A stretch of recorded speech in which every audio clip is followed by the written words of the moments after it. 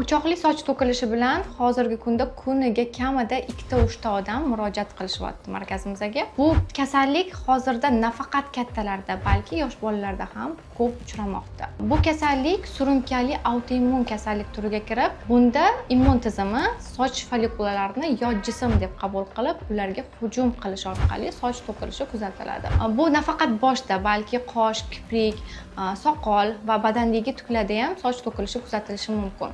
Aynan shu sababdan o'choqli soch to'kilishi agressiv kechuvchi va prognozini oldindan aytib bo'lmaydigan kasalliklar turiga kiradi. Bu kasallikda samolecheniya, ya'ni o'z-o'zini davolash umuman tavsiya etilmaydi. Boshga har xil achishtiruvchi, qizdiruvchi malhamlar surish, noto'g'ri tanlangan mezoterapiyalar, vitaminli mezoterapiyalar bu kasallikni yana ham avj olishiga olib keladi. Shuning uchun bunday soch to'kilishida albatta trixolog yoki dermatolog shifokorga murojaat qilish kerak.